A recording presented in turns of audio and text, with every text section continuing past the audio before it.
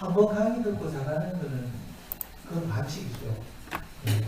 그래서 잘 안 될 겁니다. 꾸준하게 계속 들으시면서 계속 연습을 좀 하십시오. 그러면은 뭔가 조금씩 나아지는 것이 보이는데 조금 괜찮아지는데 하는 그런 이제 느낌이 들어올 겁니다. 그런 마음이 담대함이 생길 때까지 계속해서 꾸준하게 훈련해 주시면 정말로 감사할게요. 먼저 제가 한번 기도하고 시작하겠습니다. 기도합니다. 하나님, 요한계시록에 나오는 7교회를 생각해 봅니다. 7교회 중에 빌라델비아 교회가 있습니다. 주님께서 이렇게 말씀하셨습니다. 작은 능력을 가지고서도 내 말을 지키며 내 이름을 배반하지 아니하였도다. 네가 나의 인내의 말씀을 지켰은즉 내가 또한 너를 지켜 시험의 때를 면하게 하리라. 모든 것을 다 아시는 주님께서 빌라델비아 교회를 바라보시고 칭찬해 주셨습니다. 하나님, 빌라델비아 교회를 칭찬했던 그 말씀이 이 횃불교회 가운데서도 동일하게 일어나기를 기도합니다. 작은 능력을 가졌더라도 주님의 말씀 지키고 배반하지 않고 충성된 교회로 쭉 서갈 수 있도록 주님 도와주십시오. 주님의 말씀을 어떠한 고난과 어려움이 있더라도 인내로 지켜내게 하시옵소서.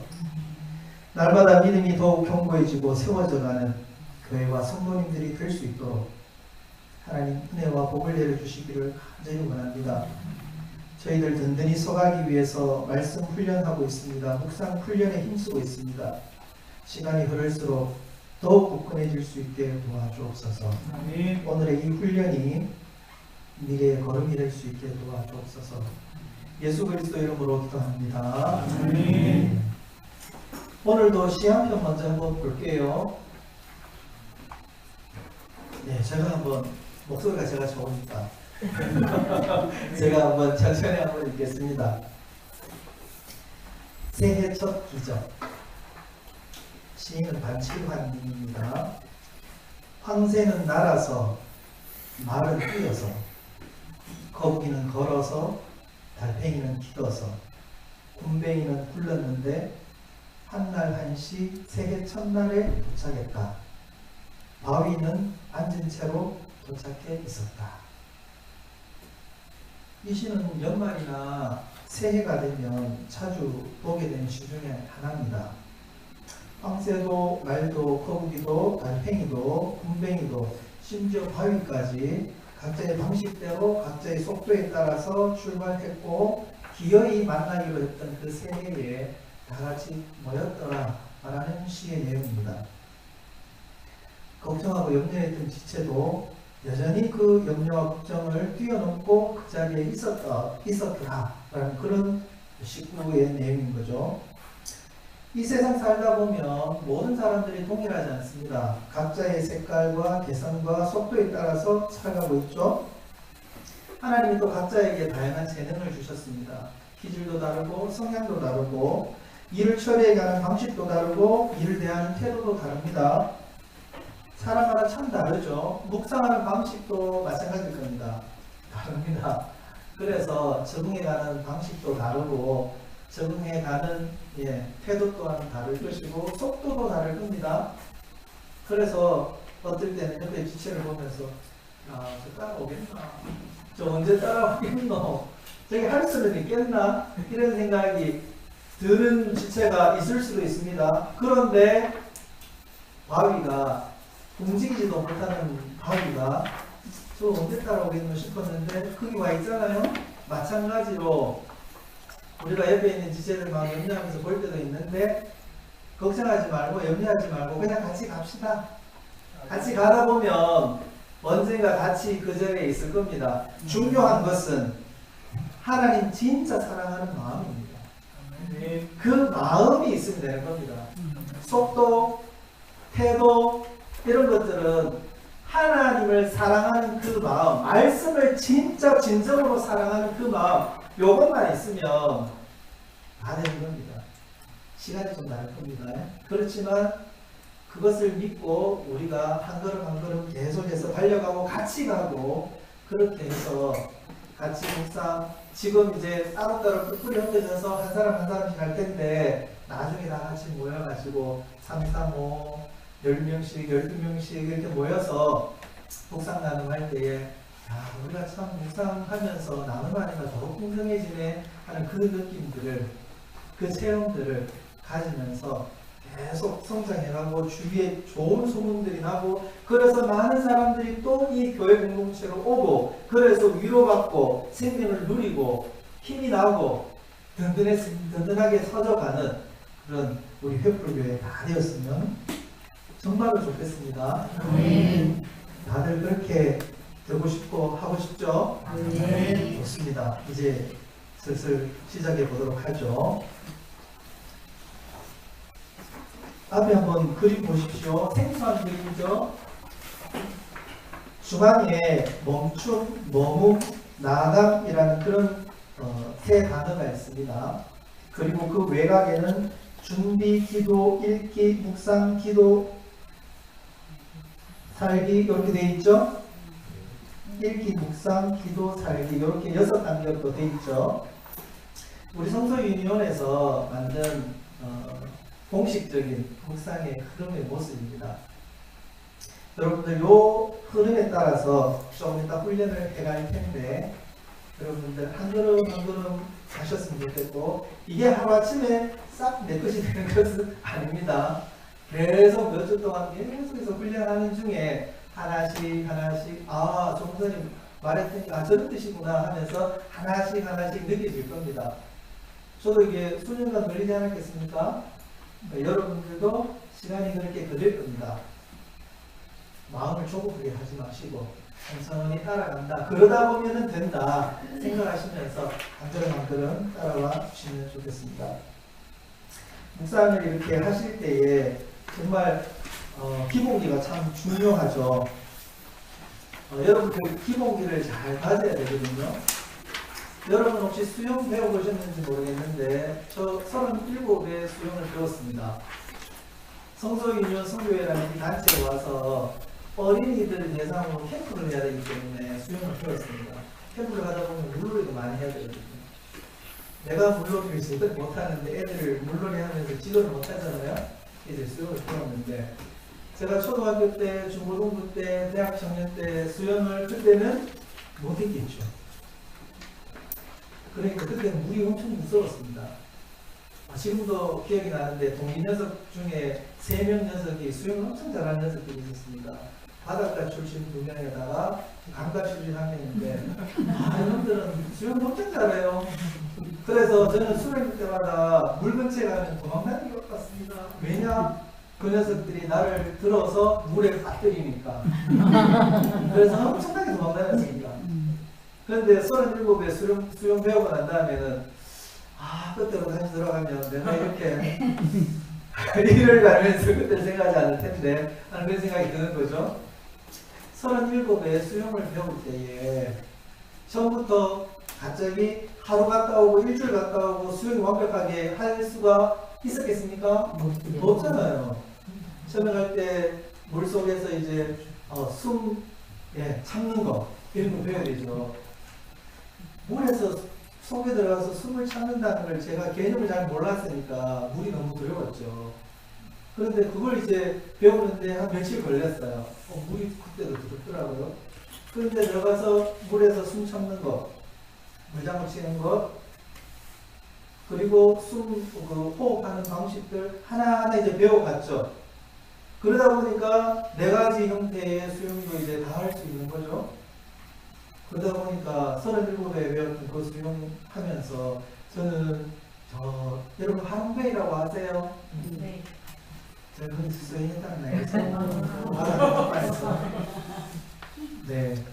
어려운 거 아닙니다. 거기가 물이 잔잔하거든요.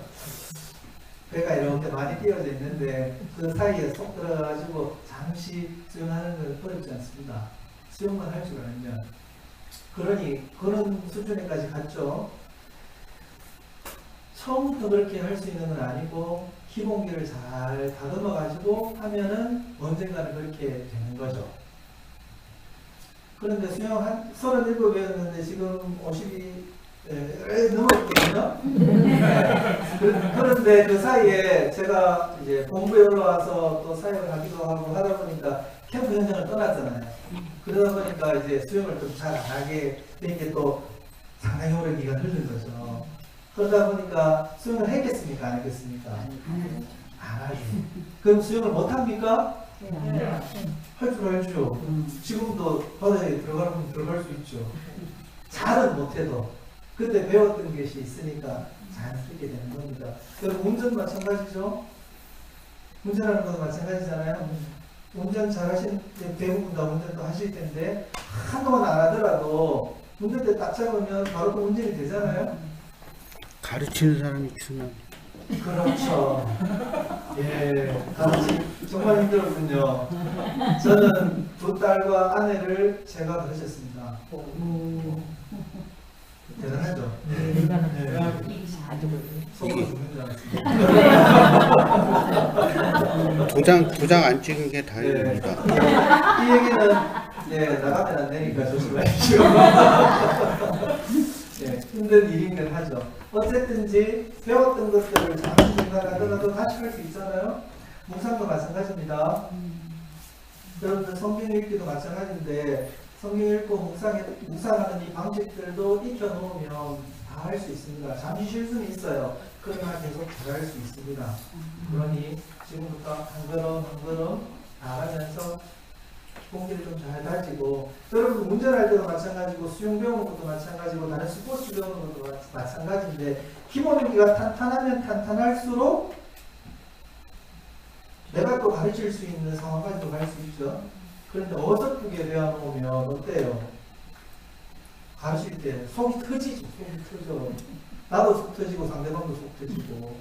그러니 기왕 하시고 배우실 때 훈련하실 때 꼼꼼하게 더디더라도 천천히 잘 따라오셔서 좀 잘 마스터하고 하셨으면 좋겠습니다.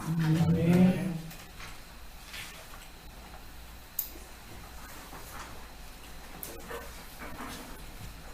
여러분들 이제 멈춤, 머문, 나감 이 세 가지의 묵상의 흐름을 따라서 우리가 묵상을 하게 되는데 첫 번째 멈춤이거든요. 그 멈춤에 대한 설명들 조금 할게요. 묵상은 멈춤에서 시작이 돼요. 왜 멈춰야 될까요? 여러분들 많이 바쁘시죠? 우리 한국 사람들 더더욱 많이 바쁩니다. 일하는 것 때문에 너무 바빠요. 빨리빨리. 그리스도인들 예외가 없죠. 예? 빨리빨리. 그렇죠. 빨리빨리 우리 특징입니다. 그런데 그거 욕을 많이 얻어먹었는데 괜찮습니다. 우리는 우리 식대로 하면 됩니다. 그렇죠? 네. 또 빨리빨리가 지금 이제 전 세계로 퍼지고 있잖아요. 우리 K 그죠? 예, 푸드부터 시작해서 K 예. 빨리빨리도 잘 전달되고 있습니다. 그래서 한국 사람들 참 빨리빨리 하는데 우리 한국 사람들 빨리빨리 하는데 야무지게 하거든요. 네. 그래서 세상 사람들을 못 따라오잖아요. 네. 네.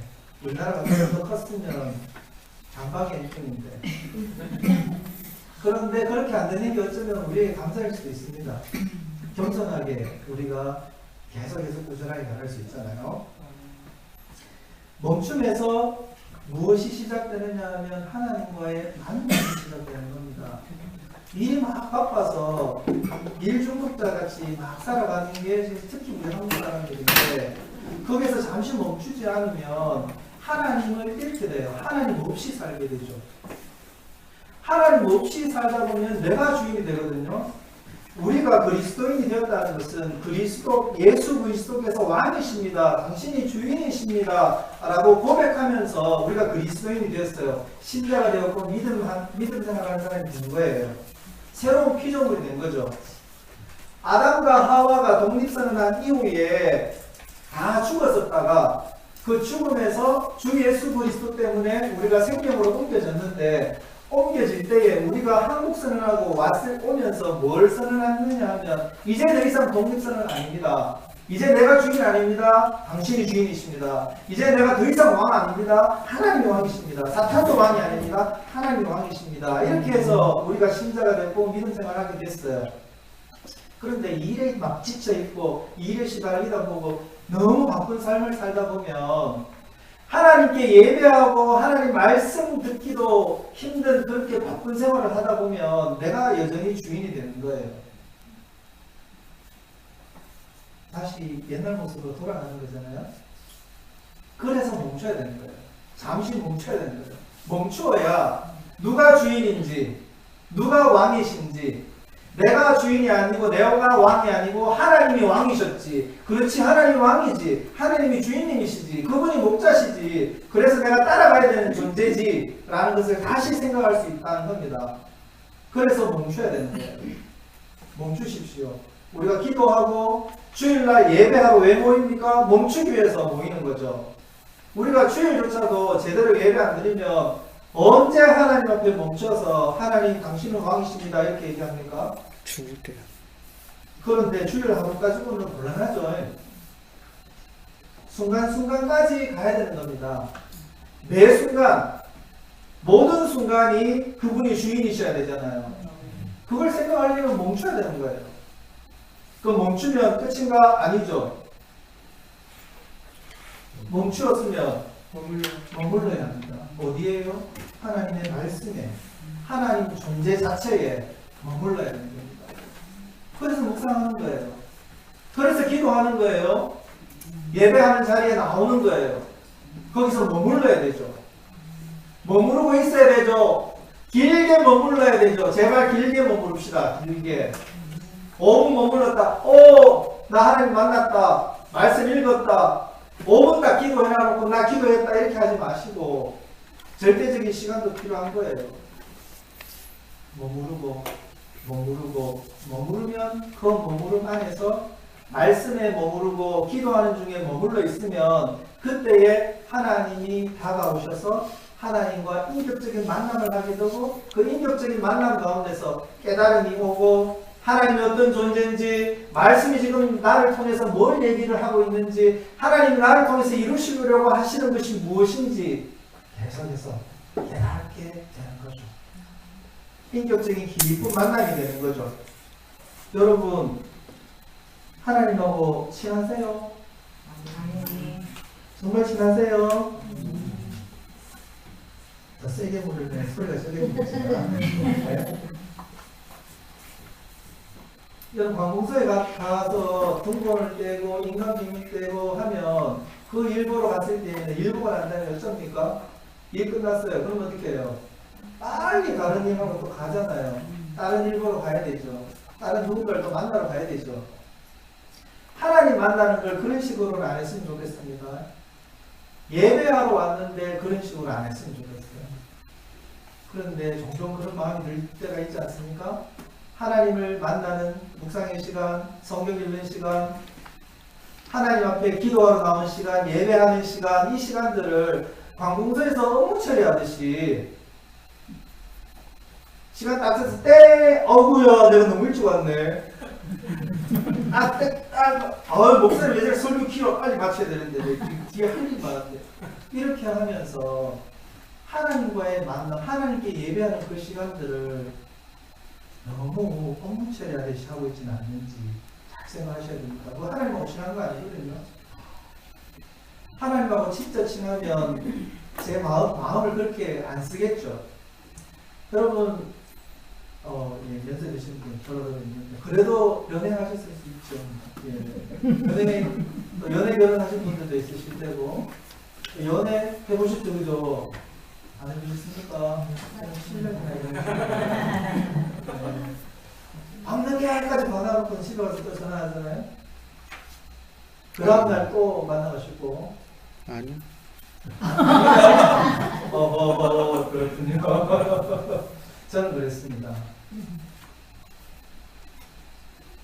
사랑하는 사람 만날 때에는 마음이 달라지죠. 친한 사람 만날 때도 마찬가지입니다. 우리 여성분들 친한 친구하고 카페에서 식당에서 2시간, 3시간 밥 먹고 커피 마시면서 계속 얘기했어요. 야, 잘 가. 조금 이따 전화하자. 집에 가가지고 전화 1시간 하고 또 2시간 하고 또 하잖아요. 근데 거짓말하는 거 아니죠. 친한 친구들한테 그렇게 하잖아요, 여러분들. 하나님하고는 어떻게 하는데요? 오늘 오늘이라 꽉 쉬었네.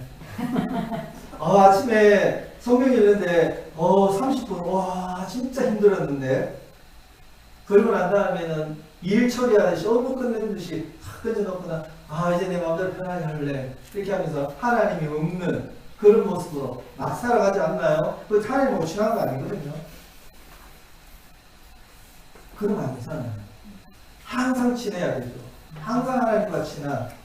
그러려면 그 말씀이 우리를 지배하고 하나님의 인격이 우리를 계속 지배할 수 있도록 그런 묵상을 해야 되고 그런 성경 읽기와 기도를 해야 되고 그런 인격적인 만남이 하나님과 우리 가운데 있어야 되죠. 부부간도 마찬가지입니다. 예, 요즘 시중에 떠드는 남편과 아내 부부 사이에 시잘데기 없는 얘기들 참 많잖아요. 웃으면서 듣지만 공감이 가서 웃는 거죠.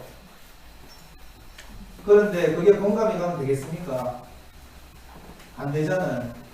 그건 세상의 인간들이 그렇게 살아가는 거고 하나님 백성된 우리는 그런 삶의 모습을 떨쳐버리고 하나님이 정말 기뻐하는, 그래서 부부 간에, 가족 간에, 형제 자매 간에, 교회 성도들 간에 있어야 되는 우리의 관계들, 하나님과 우리의 관계들, 이걸 회복을 해 가야 되는 거죠. 네.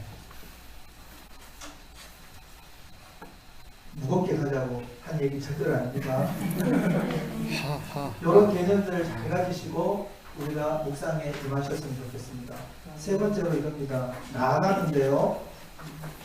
잠시 멈추고 하나님 말씀 앞에 모르고 하나님을 더 깊이 알아가게 되면 우리의 생각이 바뀌어요.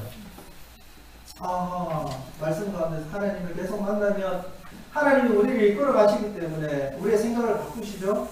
세계관, 가치관이 바뀌는 겁니다. 그러면 말이 바뀌어요. 말이 바뀌고 행동이 바뀌어요. 삶의 전반적인 모든 부분들이 바뀌죠. 여러분, 하나님을 만나서 깊이 묵상하게 되면, 그래서 깨달아지면 말이 바뀌고 생각이 바뀌고 행동이 바뀌면서 우리의 삶 전체가, 방향 자체가 바뀌게 되는 겁니다. 그럼 바뀌는 것을 경험을 하셔야 됩니다. 10년 전에, 20년 전에 모습하고는 똑같네, 성장을 안 한 거잖아요. 성숙이 안 된 거잖아요. 하나님이 막 슬퍼하실 가능성이 큽니다.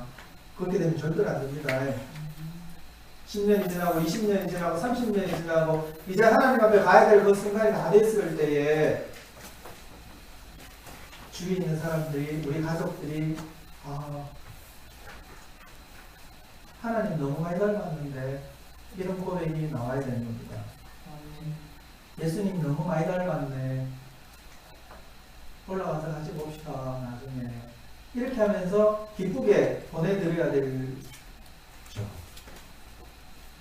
묵상을 계속 하셔야 됩니다. 하나님과 친하게 되셔야 그렇게 하실 수 있습니다.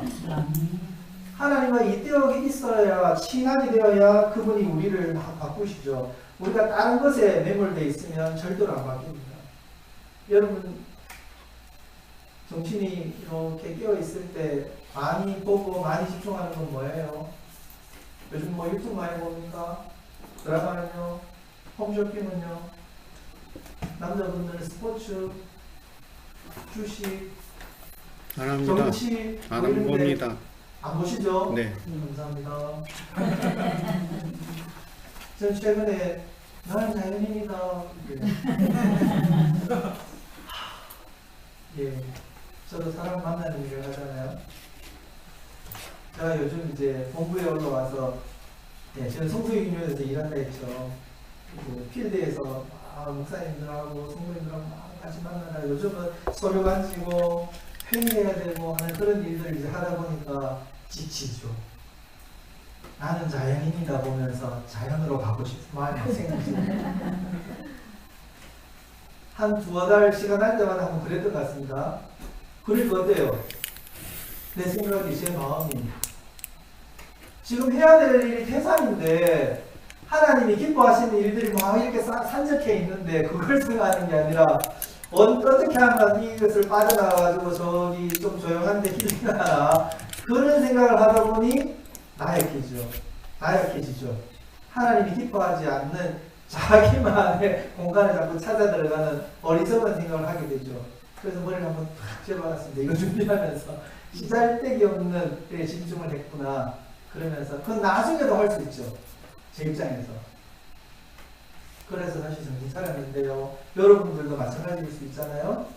하나님께 집중하고 말씀에 집중해야 되는 이때에 더 집중하게 만드는 여러 가지가 있을 수 있죠. 자녀, 재정 문제, 손자, 손녀는 어떻게 키우나, 뭐 벌써 그렇게 고민하고 계신 분들도 계실 테고요. 다 하나님 안에서, 말씀 안에서 그 부분들을 정리를 하셔야 되는데, 자꾸 세상에 있는 다른 사람들의 의견, 이런 거에 휘말려가지고, 거기에 푹 빠져가지고, 거기에서 매몰되어서 하나님 없이 생각하고 판단하는 일들이 생기면, 네, 답이 이상한 답을 얻게 되는 거죠. 말씀 안에서 이 모든 것들이 잘 해결되어지는 우리가 되기를 정말 소원합니다. 우리 성경 묵상 방법을 이제 6가지로 이제 길게 해서 이제 차근차근 배워볼 텐데, 먼저 찾아보기 전에 창세기 3장 1절부터 5절 이 말씀을 먼저 한번 같이 한번 읽어볼게요. 제가 한번 읽을 테니까 여러분들이 눈으로 한번 따라가 주십시오. 그런데 뱀은 여호와 하나님이 지으신 들짐승 중에 가장 강조하니라. 뱀이 여자에게 물어 이르되 하나님이 참으로 너희에게 동산 모든 나무의 열매를 먹지 말라 하시더냐? 여자가 뱀에게 말하되 동산 나무의 열매를 우리가 먹을 수 있으나 동산 중앙에 있는 나무의 열매는 하나님의 말씀에 너희는 먹지도 말고 만지지도 말라 너희가 죽을까 하노라 하셨느니라. 뱀이 여자에게 이르되 너희가 결코 죽지 아니하리라. 너희가 그것을 먹는 날에는 너희 눈이 밝아져 하나님과 같이 되어 선악을 알 줄 하나님이 아시니라. 다 잘 아시는 말씀이죠. 이 부분에 대해서 하나님은 이렇게 말씀하셨더랬어요. 2장 15절 창세기 여호와 하나님이 그 사람에게 명하여 이르시되 동산 각종 나무의 열매는 네가 임의로 먹되 선악을 알게 하는 나무의 열매는 먹지 말라. 네가 먹는 날에는 반드시 죽으리라 하시니라.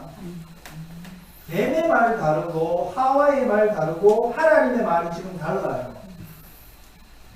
뱀은 하나님을 상당히 오해하게 만드는 악의적으로 처음부터 동기 자체가 악의적으로 나쁜 의도를 가지고 사람들에게 접근해서 그 말들을 시작하죠. 하나님은 진짜 선하시고 자비로우시고 풍성하신 하나님이셔서 사람들에게 그걸 다 공급하시기 위해서 모든 걸 다 너무 이대로 해야 된다. 다만 선악과 저건 절대 까먹으면 안 된다. 저거는 하나님이 주인이시고 하나님이 왕이시고 모든 피조물들은 내 백성이고 내 피조물이고 내 명령을 따라야 되는 존재다라는 것을 상징하는 상징물이기 때문에 이거는 절대로 까먹으면 안 돼. 까먹지 않는 것으로 그것을 내가 표현하는 거야. 이렇게 말씀을 해 주신 거예요. 그런데 사탄이 와서 뭐죠? 일단 하나님은 나쁜 하나님이야. 그 의도를 가지고 사람들이 그렇게 휘말릴 수 있도록 그렇게 말을 시작하는 겁니다. 다 까먹지 말라고 그랬어? 그런 말 한 적도 없는데 그 의도를 나쁜 의도를 가지고 들어가는 거죠. 그때 하와도 똑똑하셔야 되는데 아담은 똑똑했을 것 같은데 이 하와가 뭐라고 얘기하느냐면 동산 중앙에 있는 나무 실과 열매를 먹으면 안 된다라고 말하는 것이 아니라 먹지 말고 만지지도 말아야 된다라고 이렇게 표현하고 있죠. 자기가 막 덧붙였어요. 그리고 난 다음에 반드시 죽는다라고 하나님이 말씀하셨는데 이렇게 죽을 수도 있을 것 같은데요. 이렇게 뱀에게 얘기하니까 뱀이 아니 절대로 안 죽어 반대로 얘기를 하고 있는 거죠. 빈니가 딱 되어서 들어와서 그렇게 타고 들어와가지고 하와가 똑띠 하나님의 말씀 가운데 서 있지 않고 희미하게 이 말씀 가운데 딱 서 있으니까 고기를 탁 치고 들어와서는 반대되는 내용을 얘기하는데 하와가 흘라당 거기에 넘어가고 말이죠. 아담도 마찬가지. 하나님의 말씀 묵상할 때에 우리가 정말 조심해야 될 것이 말씀을 읽으실 때에 분명하게 말씀이 뭐라고 얘기하시는지에 대해서 관심을 많이 가지시고 읽으셔야 된다. 맞습니다. 이때까지 성경 말씀 읽을 때 꼼꼼하게 안 읽으셨을 수도 있어요. 그런데 제발 꼼꼼하게 읽어가시는 여러분들이 계시길 바랍니다. 여기 앞에 서 계신 우리 정진윤 목사님은 제가 같은 단체에서 같이 공부했던 목사님이신데 성경 공부에 엄청나게 관심이 많은 분입니다. 그건 알고 계시죠? 네. 말을 열심히 잘 하셨구나. 거기에 정말 관심이 많습니다. 우리 신대원 같이 졸업하면서 다른 사람들 다 졸업시험으로 그냥 끝내자 했을 때 본인만 혼자 유독 나는 PBS로 논문 쓸 거야 그러면서 썼던 사람이 저 사람입니다. 관심이 엄청 많은 거예요. 그 성도님들에게도 성경 공부를 제대로 하고 싶은 마음이 엄청 마음이 크신 분입니다. 그 마음을 잘 살리십시오. 저도 여기서 지금 말씀을 드리는 것은 이 본문을 가지고 와서 여러분에게 하고 싶은 말씀은 말씀을 힘이하지 않으면 조 사탄이 우리를 잡으면 그냥 좋아지는 겁니다. 어설프게 알지 않도록 말씀을 묵상하면서 계속하면서 말씀 가운데 있으면서 하나님도 제대로 알아가고 하나님의 뜻도 제대로 분별해가는 그런 여러분들이 되기에 열심을 내고 힘을 내시는 여러분들이 되시기를 바라는 마음에서 이 말씀을 가지고 여러분들과 나누었습니다. 여러분 사탄은 정말 하나님 좋으신 이 하나님을 나쁜 하나님으로 일단 생각을 하고 시작을 하고 있거든요. 그러니 우리를 갖가지 방법을 통해서 그렇게 이끌어 가려고 할 겁니다. 우리가 성경을 읽고 있고 기도하고 있고 심지어 예배하는 그 순간에도 우리에게 속삭이고 우리의 마음을 삐뚤게 하고 그렇게 할 겁니다. 그때에 아니 잘못됐어 그건 아니야 라는 분명한 마음을 가지시고 그걸 철저하게 잘 막으시고 하나님 말씀 앞에 나아가서 하나님과 교제할 때에 여러분들이 진짜 기쁜 하나님과 정말 즐거운 행복한 그런 만나는 시간들을 가질 수 있게 될 겁니다. 진짜 중요한 것은 마음인 거죠. 하나님을 진짜 사랑하는 마음. 어리석은 생각으로 하나님을 대하는 것이 아니라 정말 하나님을 사랑하는 마음. 그리고 말씀을 사랑하는 마음. 이 마음을 가지고 시작할 때에 우리가 말씀 가운데서 말씀 읽는 가운데서 그리고 기도하는 가운데서 성령님이 깨닫게 하시고 알게 하시고 우리를 이끌어 가시면서 하나님과의 만남이 얼마나 풍성한 건지 하나님 안에 있는 것이 얼마나 기쁜 건지 이것이 세상과 바꿀 수 없는 정말 기쁨이라는 것을 깨닫게 되고 알게 되고 누리게 됩니다. 사탄은 그것이 싫은 겁니다. 사탄은 그것이 막 짜증나는 겁니다. 그래서 중간에서 탁 막아서서 자기 편 만들려고 그렇게 예를 쓰는 거죠. 그래서 가룟유다는 넘어간 겁니다. 그쪽으로. 우리는 그런 존재가 되면 안 되죠. 여러분 마태복음 25장에 달란트 비유가 있잖아요. 5달란트, 2달란트, 1달란트 받은 종이 있었죠. 5달란트와 2달란트 받은 종은 당장 나가서 2배로 열심히 장사해서 그 주인께 내놓잖아요. 1달란트 받은 종은 어때요? 딱 1달란트 가지고 땅에 파묻었다가 딱 가지고 오면서 무슨 소리 합니까? 당신은 굳은 사람이라 심지 않은 데서 거두고 해치지 않은 데서 모으는 줄을 내가 알았으므로 알긴 뭘 알아요. 아무것도 모릅니다. 주인이 어떤 분인지 모르면서 지혜 짐작해가지고 그 주인을 악하게 만들고 자기 마음대로 내놨다가 악하고 배우는 종아 하면서 쫓겨났어요. 우리가 하나님을 제대로 알려면 사랑하는 마음으로 대하셔야 됩니다. 말씀을 사랑하는 마음으로 대하시면 하나님과 하나님의 뜻과 하나님의 우리를 향하시는 그 계획들을 깨달아 알 수 있게 됩니다. 그런 묵상으로 우리가 열심히 걸어가셨으면 좋겠습니다. 이 6단계로 우리가 이제 묵상 한번 배워볼 텐데요. 자, 6단계 중에 첫 번째가 준비하기입니다. 준비하기 중에서 제일 중요한 것이 뭐가 준비되어야 되느냐 하면 마음이 준비가 예. 여러분 마음이 준비되셔야 되죠. 마음 먹지 않으면 아무런 일이 일어나지 않습니다. 해야겠다고 생각하고 의지를 발휘하지 않으면 아무 일도 안 되는 거죠. 성서인위원회에서 처음에 큐티를 70년대부터 가르쳤는데 그때 강사님들이 대부분 이렇게 가르쳤습니다. No 큐티, no breakfast. 아침에 큐티하지 않으면 아침만 쓰려고. 이렇게 가르쳤습니다. 저도 그 가르침에 따라서 예, 아침 먹어가면서 배웠습니다. 이 정도로 단단한 의지를 가지고 하셔야 된다는 거죠. 요즘 또 아침에 그래 아침 밥 안 먹고 말지 뭐 밥도 먹지 말고 여기 양식도 먹지 말지 뭐 아이고 요즘 배우는데 이렇게 하시면 안 되고요.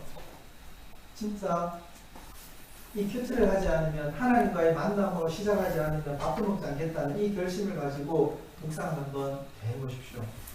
그러면 여러분들이 묵상하는 부분들이 조금씩 진보가 있을 겁니다. 이런 마음으로 하나님 앞에 나아가면 하나님도 그 마음을 다 읽어주시지 않겠어요? 그렇죠? 네. 그 마음으로 묵상하고 성경 읽고 기도하고 하면 하나님 그 예쁜 마음을 기뻐 받으실 겁니다. 자, 이런 마음이 딱 결정됐으면 이제 시간과 장소, 시간 분량을 정하셔야 되거든요. 조용한 시간과 조용한 장소를 정하셔야 됩니다. 지금 여러분들이 정하십시오. 30초 드릴게요. 적으세요. 거기에다가 적으세요. 어디 쌀 건지.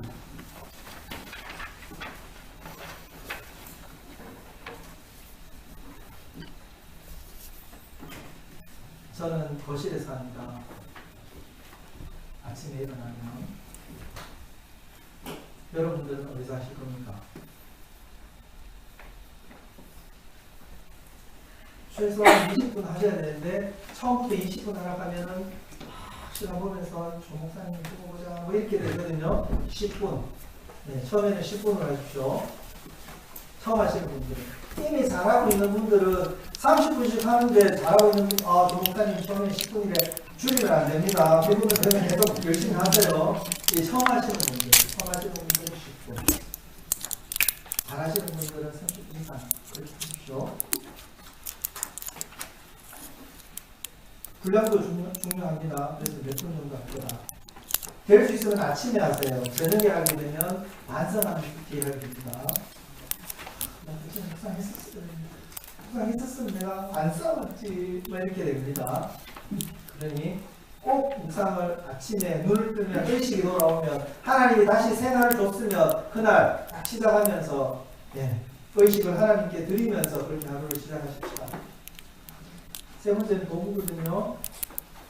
여러분 성경책 펴서 자기가 이렇게 분량을 만들어가면서 하셔도 됩니다. 그러면 대단히 인위적으로 할 가능성이 크죠. 그래서 여러분들 될 수 있으면 시중에 큐티책이 많이 나와 있습니다. 종류가 많습니다. 그 중에 여러분들이 괜찮다 싶은 거를 서점에 가셔서 사십시오. 서울에는 서점이 많죠. 지방에는 서점이 요즘 몇 개 없지만 서울에는 서점이 많으니까 쿠팡에서 사면 온라인도 있군요. 쿠팡이요. 네? 쿠팡. 예, 그러니까 온라인 쿠팡도 됩니다. 바로 됩니다. 꼭 묵상책을 구입하셔서 하시는 게 적응하는 데 도움이 크게 되실 겁니다. 특별하게 여기 미는 묵상책이 없지요, 여기는? 매일 성경. 매일 성경입니까? 유도 질문이었습니다. 그렇군요. 네. 될 수 있으면 큐티책 도움을 받으십시오. 그러면 분량이나 이런 것들을 내가 임의로 안정할 수 있거든요. 그리고 옆에 매일 성경 같은 경우는 옆에 해석이 좀 붙어 있기 때문에 조금 더 본문을 이해하는 데 도움을 받을 수 있습니다. 그래서 이 책을 한번 꼭 구입하셔서 해보시기를 바랍니다. 두 번째는 기도거든요. 여러분 성령은 누가 기록했습니까? 성령의 감동. 하늘 기록하셨어요? 성령님이 기록하셨어요? 사람이 있었어요? 성령의 감동된 사람, 네, 목사님이니까. 목사님 말하지 마세요! 네, 정답을 여기서 딱 얘기했습니다. 성령의 감동을 받은 사람이 있었죠. 사람이 있었는데 성령께서 감동하셨고 하나님이 주도하셔서 그 일들을 감당하신 거죠. 하나님이 성령의 감동으로 기록하게 하셨어요. 그러면 누가 성령 말씀을 가장 잘 알겠습니까? 네, 보이사 성령님이 잘 하실 거죠. 근데 그분께 기도하고 간구하고 하나님 읽을 때 집중할 수 있게 해주시고 잘 깨달을 수 있게 도와주십시오. 기도하는 것은 당연한 거죠. 그런데 이 당연한 걸 잘 안 해요. 너무 당연해서 잘 안 하나요? 기도는 정말 중요합니다. 그분께 의탁하고 의지하고 그분이 이끌어 가시는 분이다 라고 고백하는 게 기도거든요. 그러니 반드시 기도하고 시작해야 되겠습니다. 시편 119편 18절에 이렇게 되어 있습니다. 내 눈을 열어서 주의 율법에서 놀란 것을 보게 하소서. 기도하는 마음으로 이 말씀을 적용해 가시면 좋겠습니다.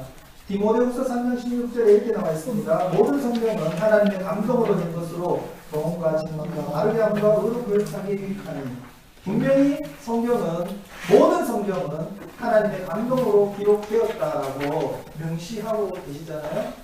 그냥 배워서 하는 게 아니라 성경이 이렇게 얘기를 하고 있다는 겁니다. 그러니 이 말씀 의지하여서 성령 하나님께 도움을 요청하는 그런 기도로 이 묵상을 시작해야 되겠습니다. 요한복음 14장 26절에도 이렇게 되어 있죠. 보혜사 곧 아버지께서 내 이름으로 보내실 성령 그가 너희에게 모든 것을 가르친다.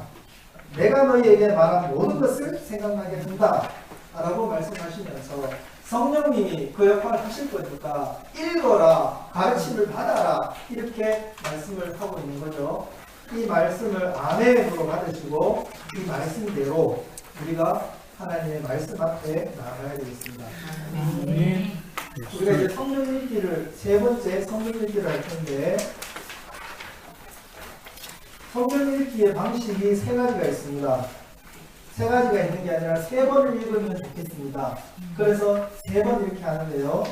처음에 읽을 때에는 본문이 어떤 내용인지를 한번 생각하면서 읽도록 할 거거든요. 소리 내어서 읽을 텐데 같이 소리 내어서 한번 읽어보도록 하겠습니다. 이 성경 읽기는 성경 묵상 중에서 가장 중요한 단계 중에 하나입니다.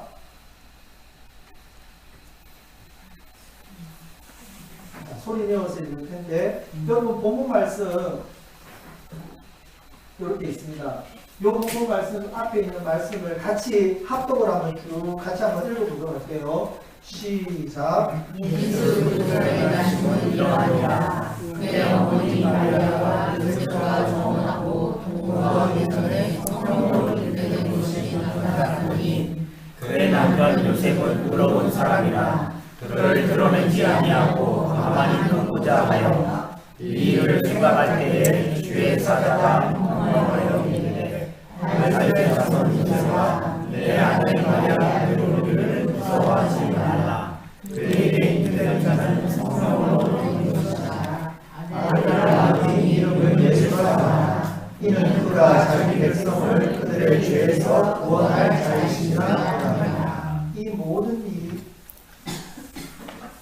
모든 일이 된 것은 주께서 선지자로 하신 말씀을 이루려 하시니라. 보라 처녀가 잉태하여 아들을 낳을 것이요 그의 이름은 임마누엘이라 하리라 하셨으니 이를 거듭한즉 하나님이 우리와 함께 계시다 하리라. 요셉이 살면서 깨어르나 주의 사자의 분부하여 인하여 그의 아내를 데려왔으나 아들을 낳기까지 동심하지 아니하니 나음의 이름을 예수라 하니라. 본문의 내용이 무슨 내용인지 이미 잘 아는 내용이죠. 한 번 더 읽어보니까 다시 이제 새롭게 이제 정리가 됐죠. 한 문장 정도로 요약해 보실 수 있겠습니까? 한 문장을 한번 적어보십시오. 한 문장으로. 무슨 내용이다? 30초입니다. 무슨 내용인지 한 문장으로 적기 힘들면 제목만 적어보십시오.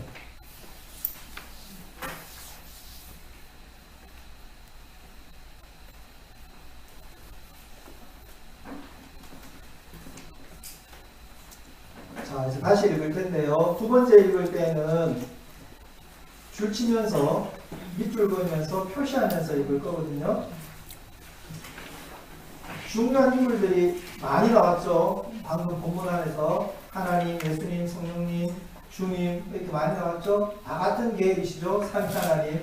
삼위 하나님에 대한 표현들은 동그라미로 표시하십시오. 또 다른 분 요셉과 마리아가 나왔습니다. 육신의 아버지 어머니죠. 요셉은 네모, 마리아는 세모.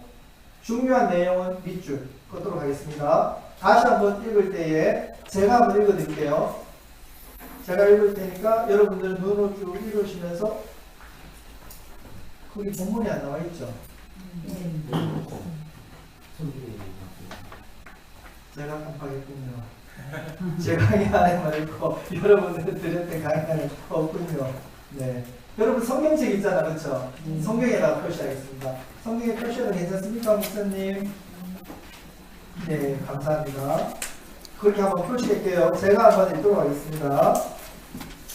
예수 그리스도의 나심은 이러하니라. 그의 어머니 마리아가 요셉과 약혼하고 동거하기 전에 성령으로 잉태된 것이 나타났더니 그의 남편 요셉은 의로운 사람이라. 그를 드러내지 아니하고 가만히 끊고자 하여 이 일을 생각할 때에 주의 사자가 흉몽하여 이르되 다윗의 자손 요셉아 내 아내 마리아 데려오기를 무서워하지 말라. 그에게 잉태된 자는 성령으로 된 것이라. 아들을 낳으리니 이름을 예수라 하라. 이는 그가 자기 백성을 그들의 죄에서 구원할 자이시니라 하니라. 이 모든 일이 된 것은 주께서 선지자로 하신 말씀을 이루려 하심이니 이르시되 보라 처녀가 잉태하여 아들을 낳을 것이요 그의 이름은 임마누엘이라 하라 하셨으니 이를 번역한즉 하나님이 우리와 함께 계시다 함이라. 요셉이 잠에서 깨어 일어나 주의 사자의 분부대로 행하여 그의 아내를 데려왔으나 아들을 낳기까지 동침하지 아니하더니 나음에 이름을 예수라 하니라. 성경에 이렇게 표시 다 하셨죠? 성경 안 가지고 오셨어요? 네, 옆에 있는 분들 같이 이렇게 읽으시면서 한번 표시를 한번 해보십시오. 나중에 PT 하실 때에도 등장인물, 장소 이런 것들 표시를 이렇게 하시면서 읽으면 도움이 됩니다. 시간적 배경들도 한번 이렇게 표시를 하시면서 읽으십시오. 그래야 집중이 됩니다. 세 번째 읽을 텐데요. 이 세 번째 읽을 때는 질문하면서 읽었으면 좋겠습니다. 질문하면서 여러분들 눈으로 읽을 거거든요. 성경 같이 혹시 성경 없는 분? 성경 지금 없는 분? 앞에 성경이 펼쳐져 있죠? 네. 네, 두 분이서 같이 보셔도 되는데 세 명일 때는 무조건 네, 한 분씩 다 가지고 계시죠? 이번에는 읽으실 때 다른 색깔로 줄을 칠 텐데 질문하면서 이거 뭐야? 하면서 질문이 생기는 부분을 줄을 치시라는 겁니다. 아시겠죠? 자, 눈으로 읽으십시오. 자, 2분 드리겠습니다. 천천히 읽으면서 이거 뭐야? 질문이 생기는 부분을 줄을 치십시오. 질문이 있어야 묵상을 합니다.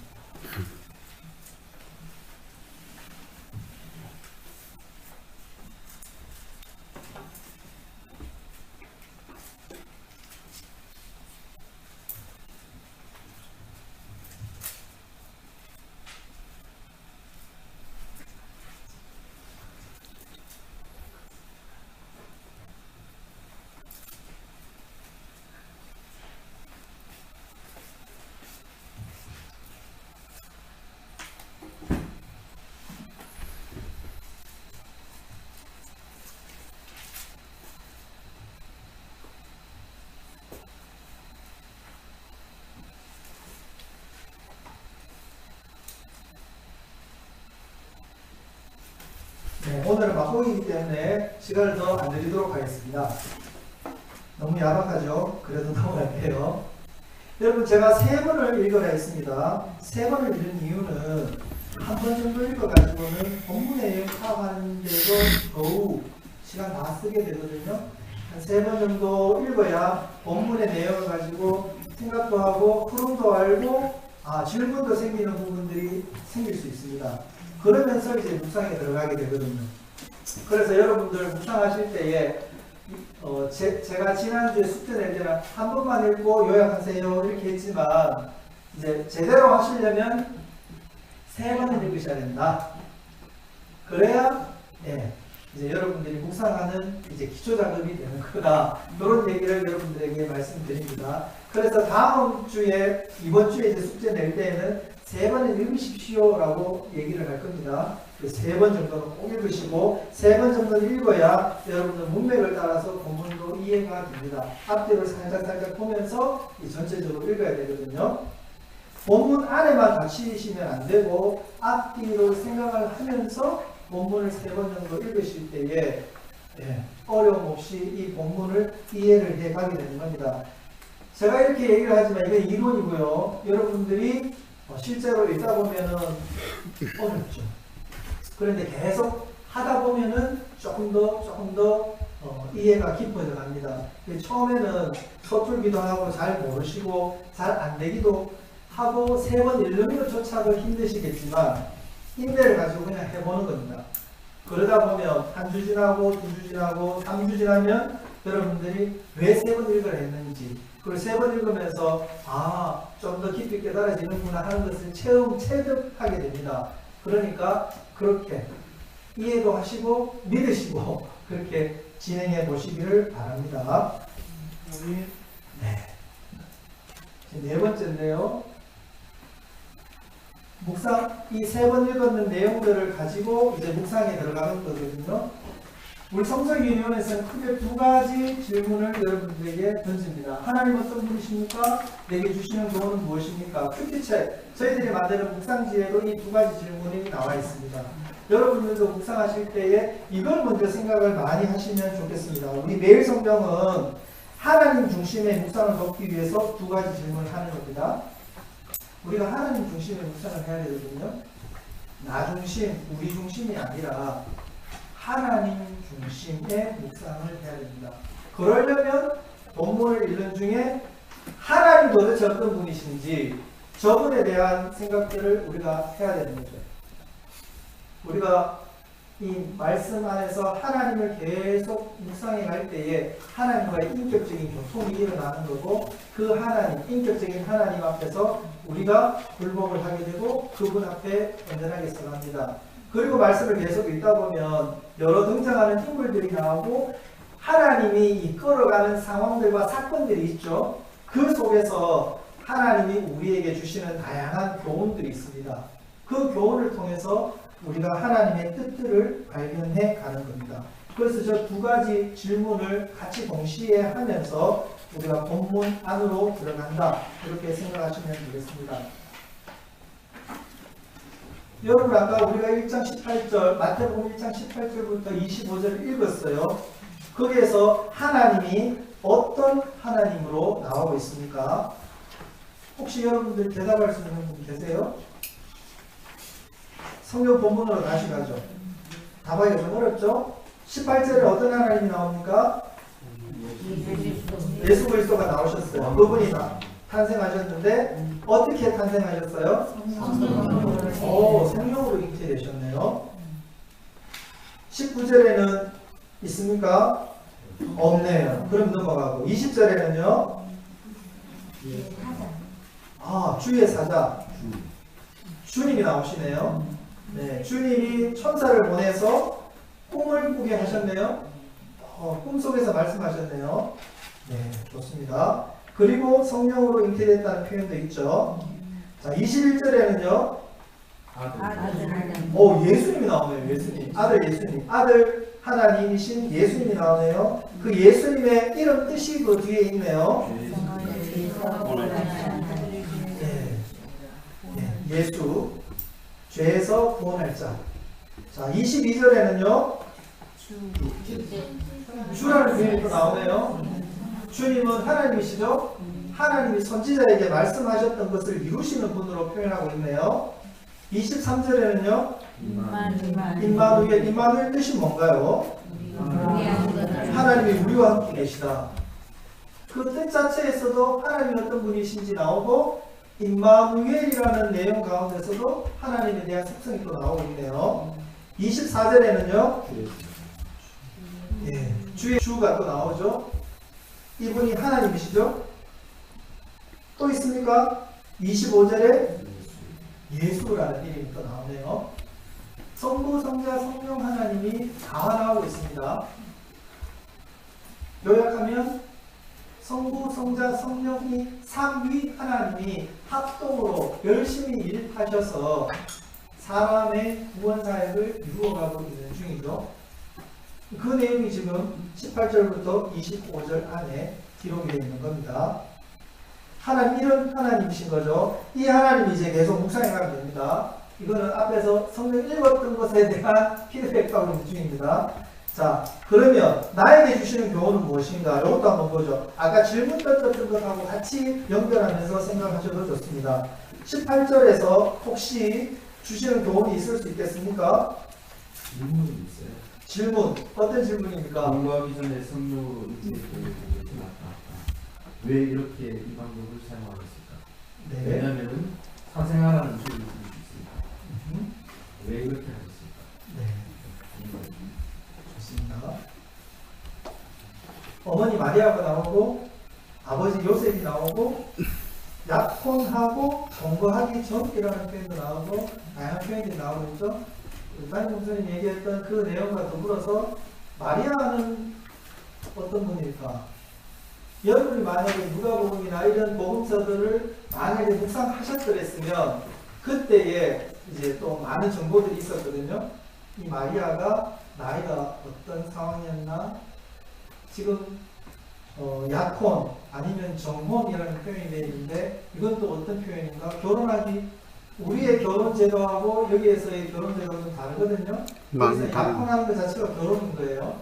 공부하기 전이지만 그런 개념들 그런 것들을 이제 나중에 질문 던졌던 것들을 여러분들이 좀 더 공부하는 게 좋죠. 대신에 묵상할 때는 공부하는 시간 아니에요. 그건 나중에 묵상 다 하고 난 다음에 나중에 질문 사항들을 공부를 하셔야 됩니다. 그러면 나중에 매일 성경으로 묵상하시는 분들은 6년에 계속 6년이 돌아오면 또 다른 또 이제 그 본문을 다시 묵상하게 되거든요. 그러니까 여러분들 차곡차곡 질문했던 것들을 공부를 하시면 공부하다가 답이 안 나오면 이분께 물으시면 됩니다. 그러면은 답이 나오죠. 그렇게 하셔서 차곡차곡 세워가면은 여러분들의 묵상이 계속 깊어져 가는 겁니다. 그리고 지금 마태복음 묵상하고 있지만 제가 얘기했듯이 그 누가복음을 묵상을 했었더라면 이 마리아의 상황, 마리아의 먼 친척되는 제사장의 안에 있는 세례요한 엄마 아버지에 대한 얘기들도 나오죠. 이게 다 친인척입니다. 네. 그 얘기들이 또 여기에 다 녹아져 있는 거죠. 마리아의 나이에 대한 부분들도 여러분들이 또 묵상해 볼 수 있습니다. 10대 초중반입니다. 지금 마리아의 이 나이가. 그런데 아멘하고 받았습니다. 이거 동거하기 전에 임신할 거야. 이걸 받았다고요. 이게 어떤 건지를 생각을 하셔야죠. 요셉도 아멘하고 받았잖아요. 도대체 이 사람들이 어떤 사람들인가에 대한 부분들을 생각을 하셔야죠. 19절에 그의 남편 요셉은 의로운 사람이다. 이 의롭다는 게 도대체 어떤 건지를 생각을 하셔야 되죠. 그냥 생각으로만 의로운 건가? 삶이 의로운데 어떤 삶이 의로운 건가? 뒤에 보면 그를 드러내지 아니하고 가만히 끊고져 있다. 이게 질문으로 나올 수 있잖아요. 이게 도대체 어떤 의미인가? 그래서 감은 오시죠? 네. 가만히 안 끊었으면 어떻게 되는 거죠? 죽는 거잖아요, 그죠? 네. 그런데 가만히 끊었어요. 의로운 삶을 살고 있는 사람이죠, 이 요셉이. 네. 자기는 이해를 못하니까 이렇게 할 수밖에 없는 거죠. 근데 최대한 의로운 방식으로 해결을 해가려고 하는 거죠. 그런데 꿈에 나타났어요. 그렇대요. 잠 안 자는데 임신하겠대요. 임신시키겠대요. 이 세상에 이런 일이 없었는데 유독 그 사람에게, 요셉에게만 이 세상에 단 한 번 있는 일이 정중한 그 일이 너에게 있겠다고 하는데 요셉이 어떻게 해요? 아멘 하면서 받잖아요. 마리아도 아멘 하면서 받는 게 누가 보면 나옵니다. 그런 것들을 묵상을 해서 같이 연결하면 예, 묵상거리들이 많아지는 거죠. 머리가 아프죠. 네? 머리가 아픈 겁니까? 네. 네. 처음에는 머리가 아픈데 그것이 마음속에서 성령님이 이렇게 이끌어 가시면 예, 우리의 큰 믿음의 자산이 되죠. 예수님에 대한 부분들, 예수님의 이름에 대한 부분들, 이것도 묵상할 거리들이 많죠. 예수, 예수와 여수와 다 같은 이름인 거죠. 하나님이 구원하신다라는 뜻인데 그게 예수님을 통해서 이제 드러난다. 그 이름에 대한 설명인데 그것이 예수님의 삶 자체다. 이렇게 이제 묵상을 또 해가실 수 있죠. 우리와 함께 하시는 임마누엘 오셨어요. 그 임마누엘이라는 부분, 하나님이 함께 계신다는 것에 대한 묵상. 여러분, 하나님이 함께 하시면 여러분 좋아요? 네, 정말 좋아요. 정말요. 못하는 게 많아지는데, 네, 그렇죠. 네, 맞아요. 하나님이 나하고 정말 친하고 내가 하나님을 정말 사랑하고 그래서 하나님이 기뻐하는 것이 내 기쁨이 되고 하나님이 싫어하는 게 진짜 나도 싫어지는 그런 삶의 모습으로 딱 하게 되면 하나님이 우리와 함께 계시는 것 자체가 이게 복인 거죠. 무슨 일이 있어도 이거 하나만으로 그냥 행복하고 기쁘게 이 땅 가운데서 목에 칼이 들어가도 이렇게 살 수 있는 거죠. 네, 지금 사도행전의 스데반 집사님의 모습이 이건 거죠. 네. 그런데 이 땅에서 사는 게 조금 더 살고 싶고 욕심이 생기고 조금 다른 생각이 들어가 있고 그러면 지금 스데반의 집사님이 곧 돌아가셔야 되는데 천사와 같은 얼굴을 하고 있는 것 자체가 우리에게 짠한 모습밖에 안 되잖아요. 그쵸? 내가 제 상황이면 안 되지. 아이고야 스데반 아이고 짠하네 이렇게 되는데 사도행전에 있는 그 본문 말씀은 그렇게 얘기할 그 의도가 아닌 거죠. 하나님이 우리와 함께 하신다는 것 자체가 그 삶 자체에 그냥 얼굴 자체에 지금 녹아 있는 것이 오늘 본문의 스데반 집사님의 얼굴의 모습이었죠.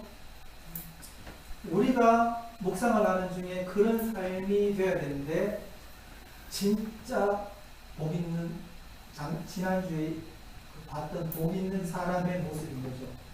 모세가 누렸던 것, 다윗이 누렸던 삶의 모습인 거죠.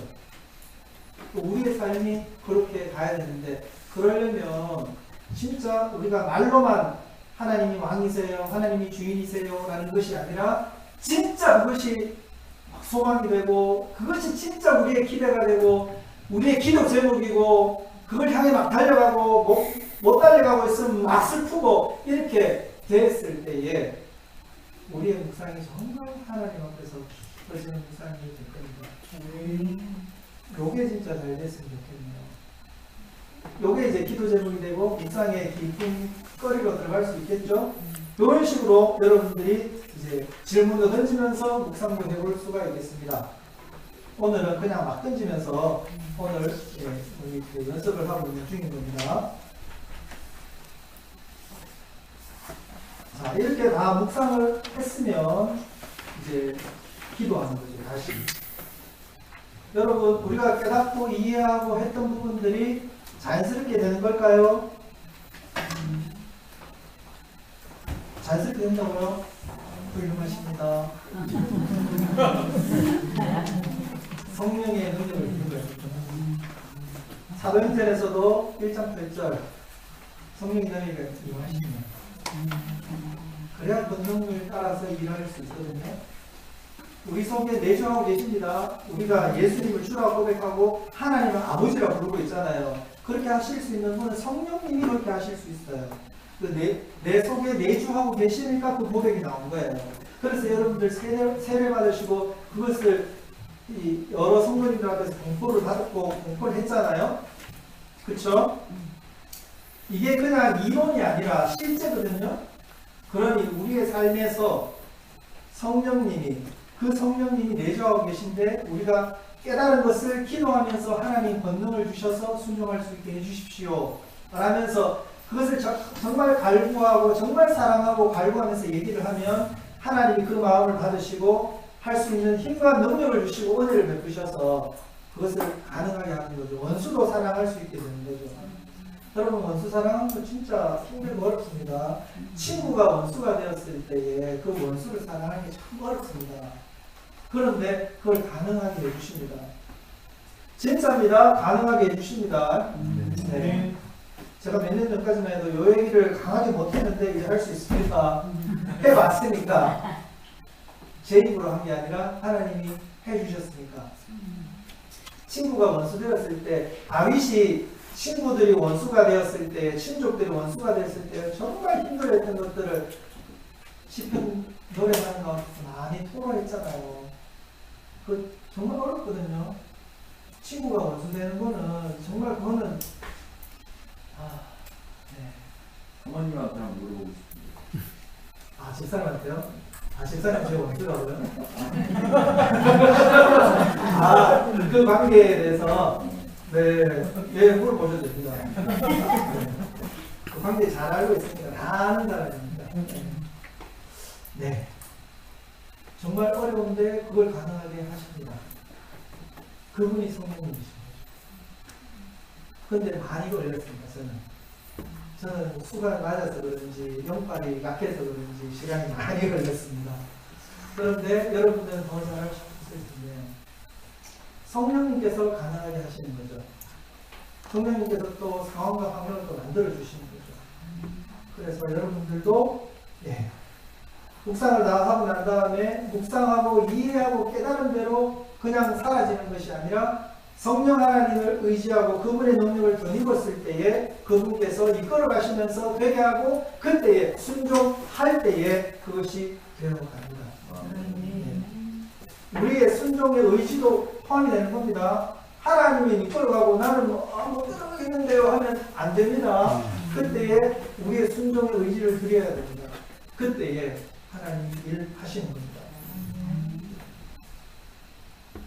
아까 했던 내용들을 기도문으로 작성하는 것은 나중에 하는 걸로 하고요. 자, 6번째가 살아있는 겁니다. 성경 묵상은 조용한 시간과 장소에서 시작하는 거지만 그곳에서 마치는 것이 아니고 삶의 현장에서 순종의 삶으로 이어져야 하는 겁니다. 머리로 끝나는 게 아니에요. 그냥 마음으로 이렇게 끝나는 것도 아니고요. 삶으로 드러나야 됩니다. 삶으로 나타나야 됩니다. 야고보서 2장 17절에 이렇게 얘기하고 있습니다. 이와 같이 행함이 없는 믿음은 그 자체가 죽은 거다. 선한 사마리아 비유 그림이거든요. 여기 앞에 제사장하고 레위 사람도 길을 따라 쭉 가고 있는 것 같아요. 왜 갔는지 아시죠? 자기 할 일들이 있어서 갔대요. 종교적인 열심인 거죠. 하나님 앞에 제대로 제사하고 예배드려야 된다고 막 하고 있는데 그 마음속에 하나님이 그렇게 원하시는 이웃사랑이 빠져있는 종교적 열심인 거죠. 하나님 사랑, 이웃사랑이 모든 계명의 완성인데 저분들은 형식 지키려고 저렇게 부정하면 안 돼 하면서 저렇게 하고 있는 거잖아요. 그런데 사마리아인 저분은 공감하는 사람을 진짜 사랑하죠. 그래서 돌보고 자기 재물을 내어놓고 치료하고 필요한 데에 쓰게 만드는 그런 모습으로 가고 있습니다. 저게 순종하는 삶입니다. 이와 같이 행함이 없는 믿음은 그 자체가 죽은 거다. 우리의 삶이 행하는 삶이 되었으면 좋겠습니다. 마태복음 7장 21절에도 이렇게 나와 있습니다. 나더러 주여 주여 하는 자마다 다 천국에 들어갈 것이 아니요 다만 하늘에 계신 내 아버지의 뜻대로 행하는 자라야 들어가리라. 산상수 뒷부분 결말 부분 마무리하면서 나왔던 말씀입니다.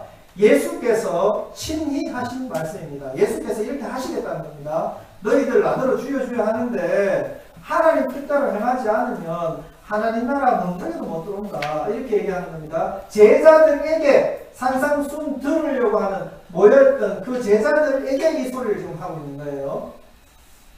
관심이 있어서 말씀에 관심이 있어서 하나님께 관심이 있어서 오는 게 중요한 게 아니라 오는 것도 중요하죠. 그런데 왔으면 그 말씀에 순종을 해야 진짜 주인되고 왕되신 모습을 내가 표방하는 것이고 고백이 유효한 것이고 그게 하나님 앞에서 온전한 것이 되는 겁니다.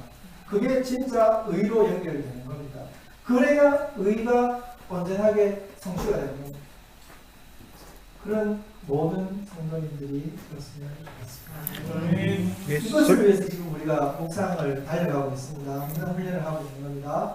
우리가 다음 주에 모였을 때에 이제 진짜 제대로 본문을 가지고 묵상 훈련 하도록 하겠습니다. 숙제 낼게요. 숙제가 아닙니다. 연습. 개인들 숙제라고 부르네. 네. 월요일부터 주일까지 본문을 적어놨습니다. 이번에도 한 줄로 기도문 작성하면 하는데 3번 읽습니다. 그때는 한 번 읽으려 했는데 오늘은 이제 3번 읽습니다. 3번을 읽고 다 읽고 난 다음에 그 중에서 제일 마음에 와닿는 부분을 가지고 한 줄 기도문 작성하는 겁니다. 아시겠죠? 감사합니다. 제가 기도하고 마치도록 하겠습니다.